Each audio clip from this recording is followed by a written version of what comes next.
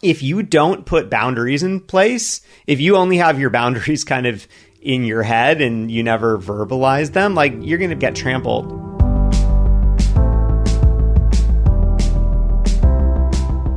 Hello and welcome to the Pillow Talks podcast. We're your hosts, Vanessa and Xander Marin. I'm a sex therapist with over 20 years of experience. And I'm just a regular dude. We share the ups and downs in our relationship while giving you step-by-step techniques for improving yours. Make sure you subscribe for your weekly double date full of totally doable sex tips, practical relationship advice, hilarious and honest stories of what really goes on behind closed bedroom doors, and so much more. It's the sex education you wish you'd had. I gotta say, I'm pretty excited for this week's episode. Oh, yeah? Yeah. We are answering the question, am I being unreasonable? And yes. I was thinking, it's like, Xander hasn't sung in the beginning of an episode in a while. I don't think there are any songs that come to mind. You know an unreasonable song? No, but is it reason? Wait. Oh my God, you did not. What are you trying to sing? Wait. Now, as soon as I started singing it, it didn't come out the way I thought. Wait, but think what you were trying to... It's not unreasonable to be loved by anyone. That is exactly what I was going to make you sing. Wait, but now the unreasonable part is that's not the lyric. It's not actually flowing off the tongue right. It's not unreasonable. It's not unusual. It's not unusual. That is really weird. I literally was just sitting here thinking, like, I'm going to make him sing something. What's an unreasonable song? I got nothing. The first thing I went to was, it's not unusual. That's really tripping me out that we both came up with that. It's not unreasonable that we're married. Our brains, we think the same way sometimes. It's same proof. Twisted way. It's proof that we can read each other's minds, and so all of our own communication hacks actually don't apply to us. I'm literally choking. I'm so surprised. That was really weird. It's not even the same. It's like the same song, but we both turned the lyrics around, like unusual to unreasonable. Oh, and in my head, it was for sure. At first, I thought it was reasonable, and then I was like, this doesn't come out right. And then I was like, oh, yeah, no, it is not unreasonable. And I was like, there's one too many syllables in this. It's not unusual. But how does it go? It's like, to be loved by anyone or to be loved by someone? I don't know. Sing it again with unreasonable, though. It's not unreasonable to be... Yeah, that's all I got. Wow.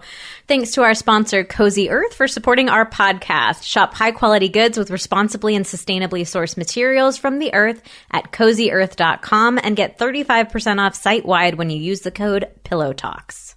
Gosh, I don't know how we're going to top that intro now, but we are talking about the question, is it unreasonable? We put a call out to our Instagram audience and we asked you guys for examples of like, what's something like a request that you want to make of your partner or something you want your partner to change, something you guys argue about. And you're unsure, am I being unreasonable by wanting this or continuing to press for this? And I gotta say, there were a lot of situations that we got where I was shocked that people felt like they were being unreasonable. Like a lot of very reasonable requests that people are making of their partner so a lot of these situations are nuanced that we're going to get into. A lot of them are kind of like, oh, I could see the partner's perspective. I can see the person's perspective. Like this is a tricky one. But there were a lot of ones that were just straight up like, wow, it actually kind of makes me sad that this person is doubting whether or not it's reasonable. We did include some of those in here because I got a little fired up reading over a few of them. But might you say that people are maybe being unreasonable about how unreasonable they think things are? Yes. So we're going to get into it. We've got some really interesting ones today. So, but we're not, I don't think it's going to be all like siding with the person asking the question. No, necessarily. For sure. We haven't really talked about them, but you did kind of foreshadow it like there's a lot of people out there doing some ridiculous things, and of course it's unreasonable. There are. I was kind of expecting that we'd see 50-50. Like some of them were like, I think you're right. Versus some of them we were thinking, I don't think you're being reasonable here. But it was very heavily skewed in you're being reasonable, and it's wild that you don't think you're being reasonable. Anyways, we're going to get into it. But here's the setup for this episode, is that we had our team put together like a big list of possibilities. We went through together and decided which ones we wanted to address in this episode, but we have not talked about them together. Nope. So we don't know each other's opinions. We're going to learn that live. And we haven't really fully fleshed out our opinions on each and every single one of these. So I think we're going to give a gut check reaction, but we're also going to try to dig a little bit in with some of these too. But before we give our reasonable or unreasonable opinions, we first got to get into the review of the week. Obsessed. Vanessa and Xander keep it real. They're hilarious, compassionate, understanding, validating, and motivating, and truly want to improve the sex lives of all who listen. They give out so much goodness for free between Instagram, their courses, and their podcast. I love how they go where no one else goes. Wow, this is very appropriate for today. Going there. Normalizing the good, the bad, and the ugly. I'm in a long-term relationship going on 13 years, and their content helps me know what I want, ask for what I want, and take the steps needed for a killer sex life. Thank you, V and X.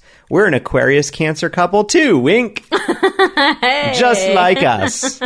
I'm the Aquarius, Xander is the Cancer. Actually, just yesterday we put up an Ask Us Anything box on Sundays, like we always do.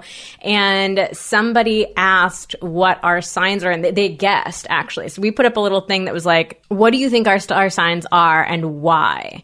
And I have to say, a lot of people nailed you as a Cancer. Oh, yeah? I'm not that into astrology. I'm not one of those people who can rattle off Scorpios are like this and Capricorns are like that. So I don't know a ton, but I would say 75-80% of the responses were Xander's so obviously a Cancer. Wow. But good for me. Nobody pegged me. There were maybe 2 responses that said Aquarius. People think you were Scorpio? I feel did. like people always say that. I don't know. I feel like that's an insult kind of, but I don't really know why. Oh, you're going to get the Scorpios real mad at you. I'm sure it will. Then again, I feel like Cancer is also not the most desirable sign. I feel like I see a lot of people talking shit about Cancers online. Oh. In all the astrology accounts that I follow, wink, wink. I don't. I think everybody just thinks I'm a Scorpio because I'm spicy, but nope. I'm an Aquarius. All right. Well, thank you so much for this delightful review from a fellow Aquarius Cancer couple. Reviews really do help the podcast so much. It helps us grow, reach new people. It's what makes Apple and Spotify show our podcast to more people. So it's not just us wanting to get a little ego boost, even though we do love hearing your kind words. It really helps the podcast reach new couples. So we do this giveaway every single week. If you leave us a review on Apple Podcasts, we will enter you into the giveaway every week going forward. We pick a winner every week. And if you are the winner, you can DM us on Instagram at Vanessa Marin Therapy. Ask us a question and we will send you back a free personalized little mini coaching session with our best advice for you. Okay, let's get into it. Here's our first one. And this one, I laughed so hard reading this because this is our relationship. To a T. My husband has what I would call a higher tolerance for annoying things. Such a good way to describe you. He can put up with a lot, and I cannot. I'm constantly asking that he stop making a certain sound or doing a certain behavior, like talking with food stuffed in his cheek. Please just chew and swallow and then talk to me. Ha ha ha. Definitely not me. He's always saying that I just need to let go and let him be himself. I think that's one difference between us. You don't often say that to me. I don't say that. You don't really care. I don't say that. We're going to circle back to that line specifically, I think. Okay, let me finish it out then. To a certain degree, I agree with him. However, if something is bothering me and I ask nicely for it to stop, is that wrong? Especially if it can be stopped or changed in the moment. That last line is another really good line. There's I think we're going to have to interesting stuff We're here. going to have to dig into this one a little, but wow. Okay, what's your gut check reaction? Let's start with the general idea of if one person is more annoyed than things by the other, is it okay to ask them to stop? My gut check on this one is that both people are being a bit unreasonable. Okay, why? Well, okay. First of all, the husband, I don't think it is reasonable to just be like, you just need to let go and let me be myself. If your perspective is, I want to do the things that I do because that's just me being me, that's how I'm authentic to myself, that can get problematic really quickly. Well, I think it's a tricky one because the only example that we have is talking with food stuffed in your cheek. And like, I don't think that's a personality trait or like a value that you have. That's not like, that's me being me, like me just being my little, you know, it's like, that's kind of, I think, objectively a bad habit. Yeah, it is. And you know what? It's not a personality defining thing. It's not a personality trait. It's not a personality trait. Now, if it's something where it's like part of his personality is he just gets so excited sometimes he can't help himself by saying something.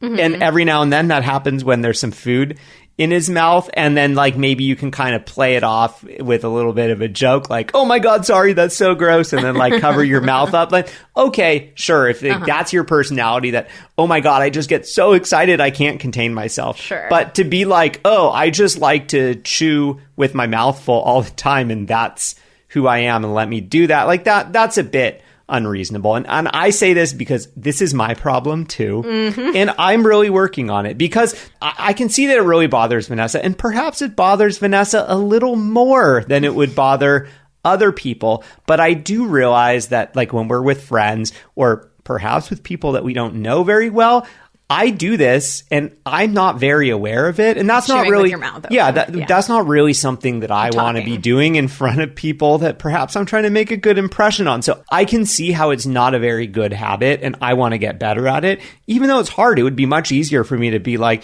nobody cares, whatever, fuck it. Mm-hmm. Okay, so what I think, the person who wrote into this, I think that they are doing a bunch of things right. So they're saying, I ask nicely in the moment for it to stop. And to me, that sounds really reasonable because when I'm thinking about it, like, what I think would be unreasonable is saying, I want to tell him stop just once and he'll never do it again. Yeah. Like, I don't think that's a reasonable request to make of somebody. But I think if this person is saying, like, I will ask in the moment, I will be nice and polite about it and not snapping and like, you buffoon, you're doing this again. Buffoon. Great word. I don't know where that came from. Yeah. But I think that's reasonable to make those kinds of requests in the moment. Absolutely. Especially if they're polite requests. Mm-hmm. Where I think that the person asking the question may be being a bit unreasonable is in that final line, especially if it can be stopped or changed in that moment. I think that there's sort of an idea of like, if you can change something, you should. It sounds a bit like there's sort of some perfectionistic tendencies or just like, just because you can, you should. Oh, I take a totally different read on that. I take it as like, it's a small thing like, hey, just swallow your food before you speak to me. Mm. I didn't take a perfectionistic tone to it. Okay. I mean, I guess I kind of saw this as perhaps an indicator of someone that's like, oh, well, if you could do that better, then you should just do it better. It's sort of like an over-optimizing type of person. Or like, just because this isn't perfect, you should do it perfect or something. I didn't get that read on it at all. I mean, I also can really resonate with the person who wrote this question because I know that it's frustrating sometimes to be the partner who cares more about those kinds of things. Like the word that I've used for this before is chill. I'm like, I want to be the chill partner who's just like, it doesn't matter. It's fine. I let things roll off my back. And it can be just frustrating when you're not, when you are somebody where like, you know, things get under your skin, they bother you. So I do agree. I think you started off saying like, you know, both people in this relationship could put a little work in. I think it is worth evaluating for this person, like, why do I get so annoyed? What are the specific moments that I get annoyed?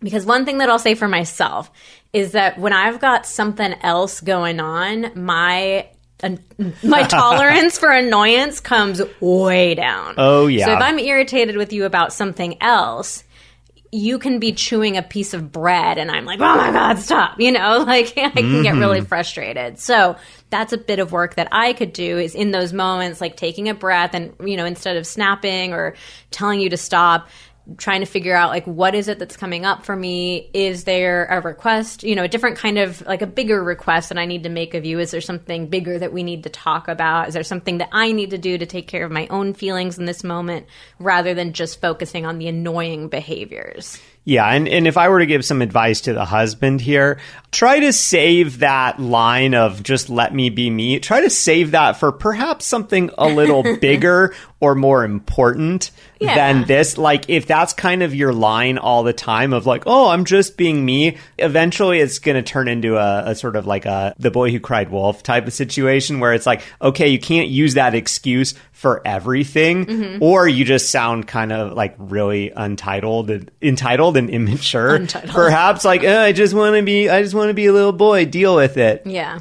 So I would say save that for something bigger, like a personality trait or something that feels really fundamental to you and your partner is nitpicking at it. That's a time to be like, hey, you know what? Like, this is who I am. Me doing this or saying this or whatever makes me happy. And this is who I am. Like, chill. Yeah. That's fine. But I think if you're using that all the time for little things, your partner's pretty soon going to just kind of lose respect for that. Yeah.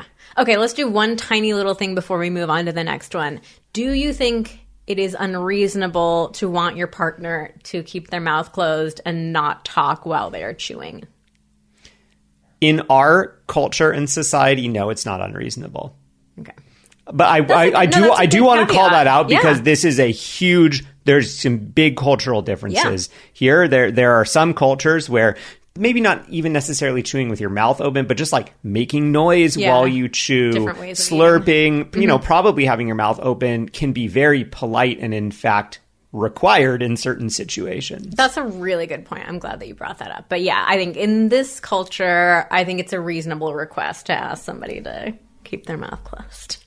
All right, next question. Is it unreasonable to ask him to trim his pubic hairs? It makes it so much easier for me to give a BJ. Okay, as our resident penis owner, what do you think about this one? If he enjoys receiving blowjobs and he wants to continue receiving a reasonable amount of blowjobs, then I think it is reasonable to trim your pubic hair to make it a little more pleasant for your partner. Absolutely. Now, I think it would be a different thing if the person was like, I want him to get a boyzillion like every other week. And that's the only way I'll give him a blowjob. Like that's like a different story. But like, guys, trimming your pubic hair is a pretty low bar. And also, like, your dick looks bigger. Like, trim your pubic hair. Like that's my PSA. We are not sponsored, but we are not sponsored by any man grooming. Male grooming companies. I know they are huge on podcasts, but we are not. So I'm not going to name any names. I don't have any name brand things. I just have a beard trimmer. It works wonders. Also, just some little scissors. It's super easy, and honestly, it benefits you just as much. It looks way better. Wow. I didn't think we were going to go there. I'm glad you kind of brought up the Brazilian thing, because I was going to say, okay, to me, the idea of asking somebody, asking a man to trim his pubes to make it a little bit easier, that sounds like a reasonable request to me. And I think you made some good points. Like, it's trimming. It's not like fully removing or like bleaching your hair, like something wild like that. It's like, it's pretty easy. It's free to trim. It's not a big deal. And also, I think the spirit in which this is being asked is like, it's not like, ew, pubes are so gross and nasty, like you have to get rid of them. It's like, oh no, it tickles my nose a little bit. It's just easier when they're not quite as long. So that sounds reasonable. But I was going to say, like, well, let's imagine swapping genders here. And let's imagine that this was a vulva owner their partner was saying this. Then I think, yeah, if it was something like, oh, I want you to wax it all off. Like, you have to wax it. I won't go down on you unless you wax it all off. Or like, I won't go down on you unless you've like showered right beforehand. It's like, then we can get into trickier territory. It's a slippery slope. But I think just like kind of a mild courtesy trim. A courtesy trim is not unreasonable, like gender aside, because the reality is like, do you want to make the experience of oral sex as pleasant as possible for your partner? Like, why not? It's kind of like, I mean, I kind of look at it also, it's like, why do we get haircuts? Like, sometimes I don't want to spend the time to go to the barber and get that haircut, but also like, I want to look good for you. I want to look good for me. And so I go get a haircut. I mean, that's a little different because I don't know. It's a slightly different example, but Yeah. because they're not talking about the aesthetics of it. They're talking about this makes it easier for me to perform the blowjob. Yeah. But I think we're in agreement that this is it's a reasonable request as long as it's delivered respectfully. Yeah. I mean, I think a really reasonable way to deliver that request would be like, I love giving you blowjobs and it's super sexy when your pubes are a bit more trim and like I can really get to work and I really love that. And it can be a bit more challenging when there's a lot of pubes and they, get in my mouth. It's, it's not that nobody enjoys getting hair in their mouth. Yeah, I feel like I end up with like your head hair in my mouth all the time randomly. And it's just kind of like, okay, that not and the most dog's hairs. Yeah, too. the dog's hairs especially. It's not that pleasant. But if I was like, babe, your dick looks huge when you trim your pubes, will you trim them for me? Like, fuck yeah, I'm trimming right now. Let's pause this recording.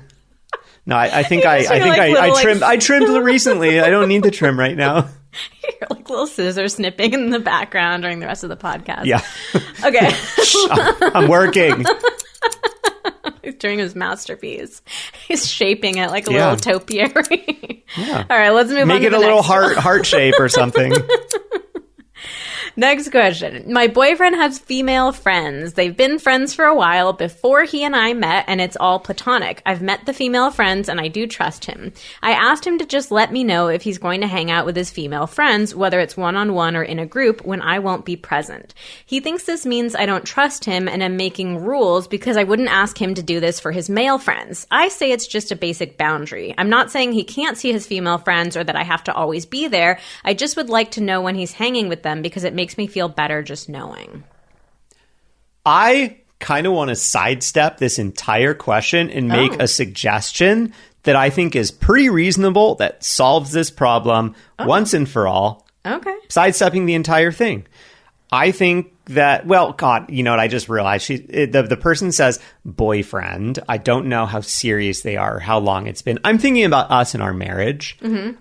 I think that a pretty reasonable request. It's not like a request just of you, but like a request that we should make of each other is if we are going to go hang out with someone, it would be common courtesy to let our partner know where we're going and who we're going with. Mm-hmm.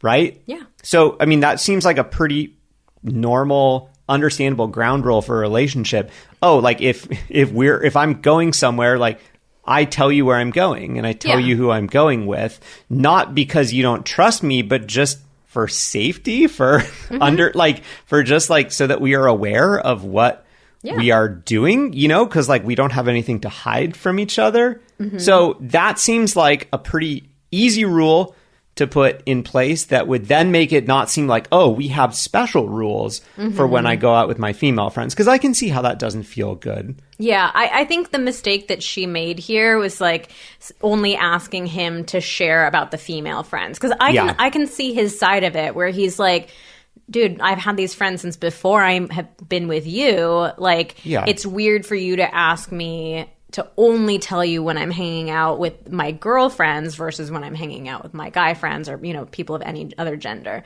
I think that she made a mistake with that. But I do think, if they backed up and she could say something like, hey, you're right. It's not cool to have like different rules for different genders of friends. I do trust you. How about instead we each just try to give each other the courtesy of when we're doing something, letting our partner know, what we're doing and who we're doing it with. I do think it gets a little more complicated if this is like a new or a not so serious relationship. For sure. If you're not living together, I think that's probably a big factor. Yeah. If you're not living together, it is kind of weird to be like calling up your partner and like, hey, I'm going to go to lunch with Fred. You know, like that does seem weird. You and I obviously live together. So you're like, if you're heading out the house, I'm like, hey, where are you going? Yeah. And also I will be the first to admit that, it's been a very long time since either of us worked outside of the house or had different jobs from each other. So I can see how this would be a very different situation. If I put myself back in my shoes of like when we lived in San Francisco and I worked at a consulting firm in the financial district where, it'd be like, it would be totally normal for me to go meet up with a friend who worked in another building for lunch or something like that. And like, I wouldn't like necessarily be like, oh, hey, I'm going to go meet up with Matt or whatever and get lunch, or I'm going to meet up with Sarah or whatever it is. It's just like in the middle of the day. So I can see both sides of this, but yeah, I mean, I think that it's sort of a, if you guys, it's better to just be like, hey, it's important for us to know generally, not like all the gory details, not necessarily like turn on the like find my friends on your phone and be tracking each other all the time, unless that's what you want. Then yeah, I mean, just like make more of an effort to share what you are generally doing with your partner, and then that's just what you do out of common courtesy, rather than it being a matter of do you trust me or don't you. So let's talk a little bit more about Cozy Earth. We have teamed up with them, and they are offering you 35% off site-wide when you use the code PillowTalks at CozyEarth.com. They develop and craft high-quality goods with responsibly and sustainably sourced materials from the earth, so you can get the restorative sleep that you need. Their sheets are temperature regulating, which means you will stay cool and comfortable all night long. There's a 10-year warranty on all their products. Wow. That's pretty long. That's pretty wild. And you can even get 100-night sleep test. So if you don't love it, you have 100 nights to return it and change your mind. Yeah, we have absolutely been using our sheets for far less than 100 nights, and they just keep getting better and better. They will not be going back. Yeah, but it's great to know that there's a 10-year warranty on them. I'm not very worried because they just keep getting better. Like each time we wash them, I feel like they're more comfortable. I get into bed with them, I'm just like, yes, so comfortable. I love it. And Cozy Earth is giving an exclusive offer for Pillow Talks listeners today. You can get 35% off site-wide when you use the code PillowTalks at CozyEarth.com. All right, what about this one? To shower every day. We've had multiple conversations about it, but it never changes. Okay, my answer to this is I think that this is an unreasonable request. This is one of the rare unreasonables that we got. I will give a caveat, like if their partner like works at a job where they're getting very dirty, like if they're car mechanic or something. Yeah, a garbage collector or something like that, then I understand. Like, yeah, if you're coming home clearly, or maybe like in a hospital or something like that, there's some sort of sanitary issues that you're worried about that person coming home. But aside from that, if this is just a general like I work in an office job kind of thing, I don't think it's reasonable to request that your partner shower every day. Yeah, because generally there is no sanitary or hygienic reason to be showering every day. I think bathing, and there's no like hard and fast rule of like, oh, you need to do it 3 times a week. The idea that, many of us in the Western world have that like we must shower every day, there's really no actual research that backs that up. I mean, it's just a cultural the science thing. shows that it's actually bad for you. It's bad for your skin to get washed every day. It's really bad for your hair to get washed every single day. Like, it's not good for you. So we do have a whole episode about hygiene, like what to do if you are unhappy with your partner's hygiene habits. And we get into this in a lot of detail. So we'll link to that in the show notes if you want to check that out. Like, hygiene is a surprisingly complex and layered and nuanced issue. And yeah, but the basic answer to this question is I don't think it's reasonable to want this every single day when it's something that like Xander was saying, there's no hygienic reason why somebody must shower every day. Okay, next one. I think anybody who has listened to this podcast for a couple of episodes is going to guess what our opinion is on this one. Just one sentence in, I think. But I'll try to read this without too much rage coming up for me. Is it too much to ask my husband to clean up after himself, help me out, babysit? We're going to come back to that word. Babysit so I can have me time. Daughter is 10 months old. I've been a stay-at-home mom since, while also working a full-time job from home. I get groceries, do most house chores every day, sometimes have her all day because his job is so demanding. Then when he has time, he works out, then showers, will help with dinner, and then it's bedtime. I never have time to myself. I don't shower every day. I'm exhausted. But if he doesn't perform at his job, he'll lose it. And he's the breadwinner of the family. He says that's how he shows his love, by working to pay the bills. I feel guilty asking for help because I know how stressful work is. A lot to unpack here. I mean, the first thing that I want to say is if he doesn't perform at his job as husband and dad, he'll lose it too. Oh, mic drop with Xander Marin. Yeah. But, I mean, in terms of other mic drops, the term babysit does not apply to the father of the child. That is not babysitting. No. That is being a dad, which is what you are. Also, I want to say the term stay-at-home mom, I mean, this is tricky because technically speaking, you are a mom and you are staying at home and you are also working another job. I think many people use the... You have two full-time jobs. Yeah, you have two full-time jobs. Many people use the term stay-at-home mom when their job is staying at home and being a mom. And taking care of the house, job, but not working another full-time job on top of that. Yeah, you have two full-time jobs. And your partner has one. Uh-huh. And, I don't want to downplay, it does sound like the husband has a stressful job. It does sound like there's probably some, performance metrics that he has to hit. That does sound stressful. I'm sorry. That's tough. But, you're also doing a full-time job as well, which I'm sure also has performance metrics that you need to hit and, a certain level that you need to perform at. So, this question makes me really upset. I can empathize with this guy to an extent because I previously have had jobs that felt like, I needed to perform at a high level. There was a lot demanded of me in terms of hours and being available and stuff like that. And it's really easy to slide into this illusion of my job is the only important thing in the world. I am so important. I get my validation from work. In order to succeed, I have to have this job. I have to work these hours. I have to be available. I have to this. I have to that. But I think that the reality is, unless part of his job description or his boss is literally telling him at work, the only way for you to keep this job is to go home, work out, not help with the kids, not really be a dad. That's not actually happening, right? No one is actually telling you that. And I had to really learn the hard way with work that if you don't put boundaries in place, if you only have your boundaries kind of in your head and you never verbalize them, you're going to get trampled all over. And if you don't ever set any boundaries around I have to do this as a father, this is more important than work or whatever it is, then no one will ever respect them. So I can see part of myself in this person, perhaps, in that he may be feeling like he can't say no anymore or he can't set any boundaries, but it's never too late. Yeah, I mean, I sympathize with, it sounds like he has a stressful job. It sounds like there's a lot going on. And I think that this is an example of how freaking hard parenting can be and how little support most parents have, that you're trying to juggle so much. Stressful jobs, raising kids, having some semblance of a relationship, some romance, it's a lot. It's incredibly overwhelming. It's really unfair that parents do not have more support, do not have more resources.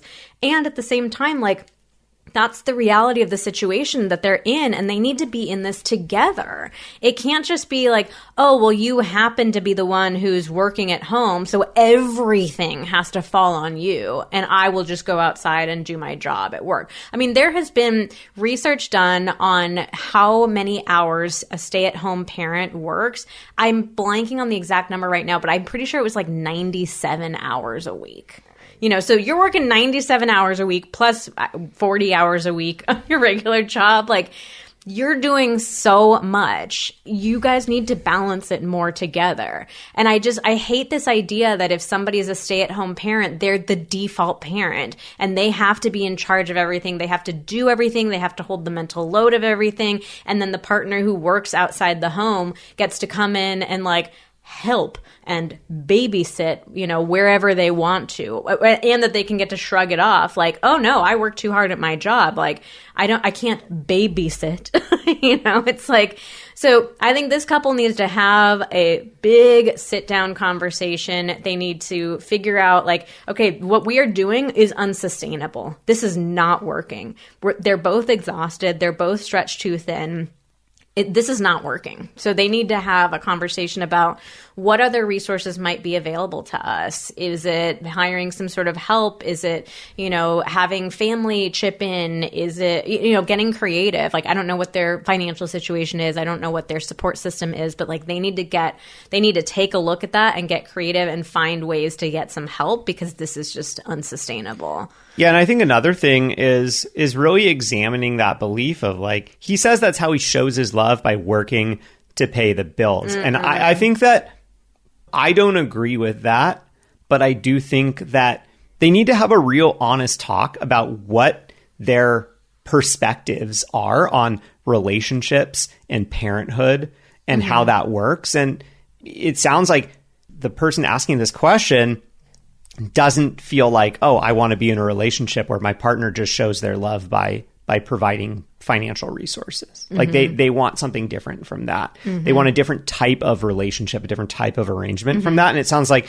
the husband is basically saying, I want like a 60s housewife arrangement where I go out, I make the money, you stay home. I mean, the problem is that's not actually what's happening, because, the person asking the question is staying home, taking care of the kids, and working a full-time job. Like, that is not a 60s housewife arrangement. So that's kind of already a problem. Like, yeah, okay, tell her to quit the job, and then he'll go out and make even more money. Like, if that, I don't know. It's just, it's shitty. But let's wrap this up by saying to the person who wrote in this question, it is not at all, in any way, shape, or form, unreasonable for you to want your partner to participate more. And I really want to encourage you to be careful about your word choices here. Like, you are not the default partner.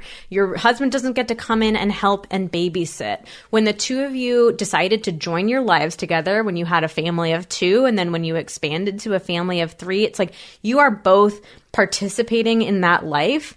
And whatever it is that he is doing, whether he washes the dishes or does laundry, like, that's him taking care of his responsibilities of his adult life, the family that he agreed to be a part of. That is not him helping out. So really be careful with your language so that you can understand, like, you both need to participate, and you've got to figure out a way to balance and divide up the chores, the responsibilities, the mental load in a way that feels good and, right for your relationship. We'll also link to our mental load workbook in the show notes, because this is exactly what we do in that workbook. So you guys have to divide it up, and you really need to realize that it's not help. That's him being an adult. All right. On that note, moving on. Woo! I've been on hormonal birth control for 13 years. We're done having kids. I want him to get a vasectomy, but he refuses. Okay, I'm just going to stay fired up for this one too. Not unreasonable. The husband needs to get a vasectomy. So I think... Or he could start using condoms. Or he can use condoms, Or sure. he could stop having sex, penetrative sex with her. Yeah, I'm sure that's going to be a really viable option. Well, I think when you put it in that context, and it's like, all right. Get the vasectomy. Or, get a vasectomy for 13 years to make it even and then reverse it. Oh, God. Okay, so this is the thing. Like, it's really unfair and frustrating that pregnancy prevention gets put on women and on vulva owners' shoulders. Like, it's a shared responsibility, just like what we're talking about in the last question. Because, I'm the one who could get pregnant in my body, that doesn't mean that it's only my responsibility to prevent it and that you get to just do whatever you want to do. And I can also say, like, as somebody who was on hormonal birth control for like almost a decade, that shit is insane. Like, it's legitimately insane. The side effects of hormonal birth control are wild. If we were giving hormonal birth control to men for pregnancy prevention, it would not exist. We wouldn't. It wouldn't get approved by the FDA. Men would not put up with the side effects of hormonal birth control. Absolutely not. Nobody would be on it. So, like, being on hormonal birth control is a huge sacrifice that you're making. Birth control, talk to your doctor about it. There are non-hormonal options. Yeah.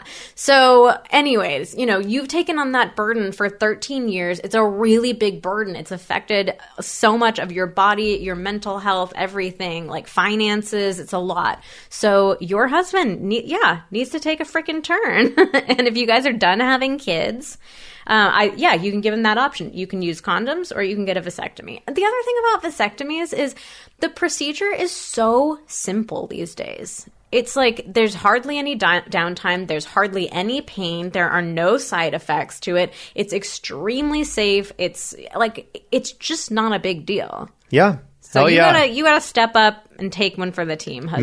Man up, buddy. Man up and get the snip snap. Sack up. Sack up. I am 100% getting a vasectomy once your IUD runs out. Yeah, you are. I mean, I'd do it tomorrow if you wanted to get it removed tomorrow. Do the old snip snap. Yeah, I mean, we've talked about this. We can. Yeah, no, we have. I have the non-hormonal IUD, by the way. Birth control is very, very unique. So please talk to your doctor, do your own research, figure out the best things for you. But yeah, we're going to be splitting up that load for sure. I'm going to be snipping and snapping, baby. Okay. My fiance's workout routine, stretch, workout, and shower, takes 2 hours, and he usually works till at least 5:30 and works out after he gets home. It makes it impossible to eat dinner together unless it's like 8:30 p.m. But if I express frustration, he feels like I'm trying to impede on his self-care, as he knows a workout routine is best for his mental health. I agree. It just makes dinner or any evening time hard to prioritize. I feel like an hour would be much more reasonable on some days, but maybe I'm being unreasonable as I admittedly don't have as much of a workout routine that I stick to. This is an interesting one. I mean, this one's a little more nuanced than the last This two. one's a little more nuanced, but I mean, it does seem a little unreasonable. A 2-hour workout routine that you start at least 5:30 when you are in a serious relationship, you're engaged. After being out at work all day. That's tough. I mean, it's not very, I can see both sides because, workouts are really amazing for mental health. And if he's specifically saying, this is a big part of my mental health and my self-care, I don't think it's reasonable to ask somebody not to work out. Yeah, no, absolutely not. But I do think that the length of the workout maybe is a little excessive. 2 hours a day, every day, that's quite a bit of time. Yeah, I mean, I don't know if there's any research that shows that type of workout every day is the most beneficial. In fact, there's probably a lot of research that shows that workouts of varying lengths are probably better for you. Yeah. Also, they don't say anything in here about can he work out in the morning sometimes? Or for sure, yeah. Maybe not 7 days a week. I don't think it's actually really that great for you to do the same workout 7 days a week in a row. You gotta have some rest days. This person isn't saying, I want him to not work out, or take days off or anything like that. They're just saying some days could you do an hour instead of 2 hours? So then he gets home at maybe they can have dinner at 7:30. That feels like a very reasonable request to me. Yeah, absolutely. Absolutely. Just be a bit shorter. Yeah. I think at the end of the day, if you are in a relationship with someone, if you're in a serious relationship with someone, there's a give and a take. And I would love to go surfing every day. I don't go surfing every day because the waves aren't always good every day. And some days the waves are good and I decide not to go surfing because of what else is going on around the house. I don't want to have to wake up Vanessa super early because we have something going on in the morning where it's going to be really stressful. The timing would be super, super tight or perhaps problematic if I am, getting home. Or, I sometimes make the decision, hey, I think it would be better for both of us if I just don't go tomorrow. And, that's life in a relationship, is that you don't always do everything that you would do if you were single 100% of the time. Yeah. Yeah. So I would say get creative here. Could he work out in the morning? Or maybe could they have dinner? He comes home, they have dinner, and then he goes to work out. Yeah. And I think maybe a couple days a week he does an hour-long workout instead of the 2-hour-long workout. Come home and take a shower with your fiance, bro. Yeah, absolutely. Or, just talk about, are there a couple days of 2 days of the week or something where we can have an evening together? Because it sounds like they're just not really getting any evening time together ever, and that sucks. Yeah. So I think it's reasonable to try to get a little bit flexible, get a bit creative, try to find some other ways. Again, we're not saying to tell your partner don't work out, especially if it's a really integral part of his mental health. But I think that he could be a bit more flexible. And it might help if you start with like, I totally respect that you work out. I respect how much of an impact it makes on your mental health. And I want you to have that. I also want to hang out with you too. So I want to see if we can find some other ways to make this work. I have another idea. The person asking this question said that they don't have much of a workout routine that they stick to. Is there an opportunity for you guys to start doing some type of physical activity together? Not necessarily like gym workout. It could be that. I know that it can't, that can do a ton of different things. Like that can get tricky, but going on a run, can like you guys, go rock climbing, go do something, can you come up with some new activity that you guys are going to do together that is also going to be physical, that's going to be good for both of your mental health, and that's something that you do a couple days a week, or even if it's just one day a week, because it sounds like this person is really stuck in their routine and maybe getting a lot of comfort from that routine. If you can find a way to kind of encourage breaking up that routine in a way where you also end up getting what you are looking for out of this, which is just some intimacy, some time together, that could be a really good option that might not be seen as a like, oh, you're just trying to take me away from my mental health routine. Yeah. All right, here's another one, kind of similar, but a little more extreme, perhaps. It's hard. I'm at a bit of a loss. When he plays sports, he stays out to 3 or 4 a.m. 2 to 3 times a week. We have 2 littles at home. No, fuck this dude. No, bro, you are not allowed to do this. Yeah, playing sports. I'm putting that in quote. Like, what the hell are you doing? You're not 4 a.m.? Well, you're not playing. You're playing sports, perhaps, and then going out to party, right? I guess let's get real about what is actually happening.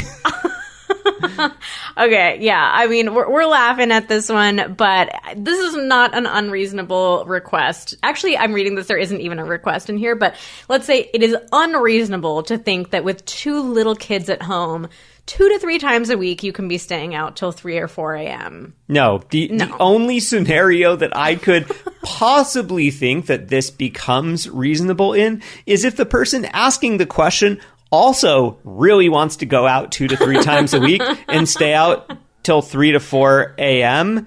And that's some integral part of their social life or their way of living, and they want that too, then I could see it's just that, 2 night owls. Yeah, you're 2 night owls. Sure. You each and you need time apart. You need to take turns and do your thing. Yeah, I'm all for this one, but otherwise, nah, Docky. No. I mean, okay, maybe if he's like a professional athlete and it's his job and he's like running drills or something at 4 a.m., okay, maybe, but I just can't see any scenario where this would be...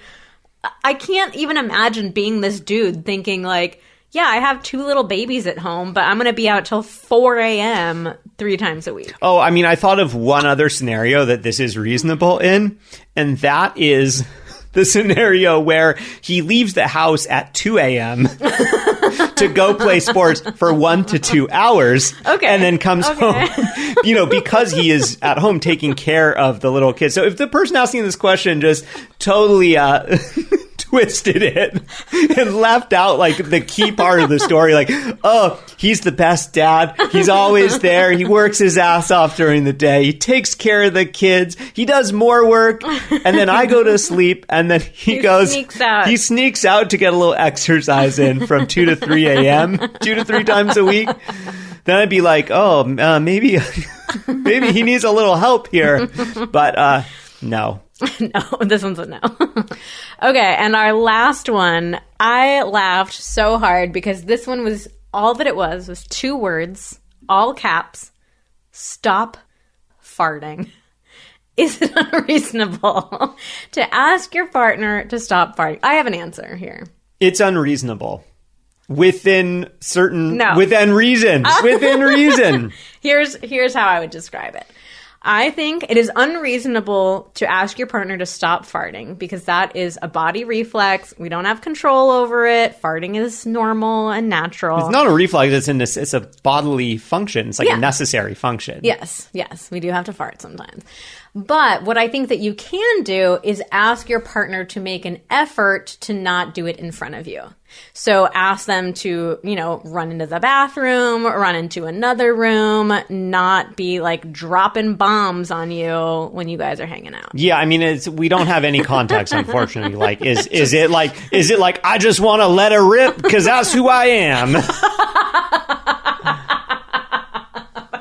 Farting is my personality trait. Yeah, just let me be me. I just want to let him rip. It feels so good, baby. I mean, I think it's my version of anal play. What? Playing with your anus, farting? I mean, sure. Okay. Yeah. No, I mean, I laughed a lot because this is definitely something that's come up in our relationship. You can be you can be a farter sometimes. I have not been farting that much recently. Got that diet in check, that healthy diet. It's been a lot better, honestly. We were just walking this morning, and you were like, "Get in front of me," because you let it loose when I was right behind you. You just like let it rip. So yes, like we've had this conversation before where I'm like, please just make a little bit of effort. Like sometimes they're really smelly and the noise is just kind of gross. And if it's like in a moment that it's maybe feeling kind of sensitive or emotional, like there's a time and a place. So I've had to ask you, like, please just like go to another room or like close the door or something. I don't think it takes that much of an effort. There are times where it just slips out and like sometimes it catches you off guard. Or sometimes you think it's going to be, you're making every effort for it to be a silent one, and then it just doesn't happen that way. So I understand that. Like we don't have complete 100% control. Sometimes you can't make it into the bathroom. I understand that, but I think as long as there is an effort being made to just be a little courteous about it. But I also will say this is very different in every relationship. Like we've talked about farting on Instagram before, and people have been like, my partner and I love farting in front of each other. Like it actually builds intimacy between the two of us. So if you both love farting and you're cool with it, fart your hearts out. But if there's one partner who does not like farting, then have a little bit of courtesy. It's not that hard. Yeah, I mean, it's kind of like the chewing with your mouth open one, where it's like if you're both like, yeah, chomp away, then great, do it. But yeah, it's like one of those ones where it's like, okay, if this bothers someone, there's an amount of reasonableness behind the request to at least make an effort to cut down on it. You can't stop doing it, but I will say one rule that we have, which is nice, is that I am allowed to fart if I'm in a bathroom. And if Vanessa I happen to be in the bathroom, she made that. I don't know. Actually, it boggles my mind as to why you made that rule, because it is to your own detriment so many times. But I'll give her credit. She is so fucking respectful of the rule. She'll be like, wait, we're in the bathroom. Fair enough.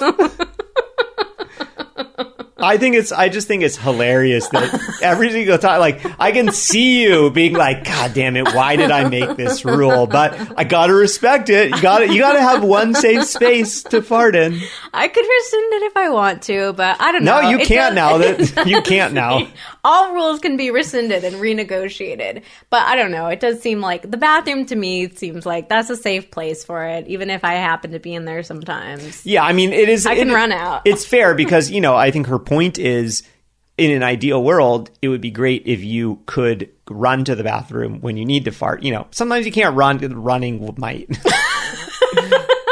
No, I think that we have different. Vanessa and I definitely have different experiences of like what it is like to fart. I feel like I have 1,000% more control over my farts than you do. Yeah, I don't. That's a bad way of saying it. I feel like I make 1,000% more effort to control my farts than you do. I feel like you make a very minimal effort to control your farts. You're like, it slipped out. It slipped out. Like, you have so many ones that just slip out. Like, every day farts slip out. And for me, a fart slipping out is like, that's a once a week kind of occurrence. Like, I've got a lot of control over that butthole. Things are not slipping out of there. I don't know. So you can make a little bit more. You are better about like leaving the room and, apologizing when they do slip out, but I think you could control them better. Yeah, I mean, who knows? We'll see. When the technology comes out for us to finally switch bodies, do like a face-off situation. Oh, you want me to see what it's like to live with your butthole? Yeah. I just want you to see how hard it is to be a man. Life with Xander's butthole. I know, life is really hard for me, and if you could only be in my head, you would understand. All right, well, that wraps up our thoughts on whether or not it's unreasonable. We want to know, though, do you agree with us? Do you completely disagree? Like, come on over to Instagram at Vanessa Marin Therapy. Let us know your opinions on some of these scenarios. And we will link a couple of things in the description, in the show notes for you. The hygiene episode that we mentioned and that mental load workbook. All right, well, that's it for today's episode of Pillow Talks. Thank you so much for listening. Join us again next week when we give a little tough love about your sex drive.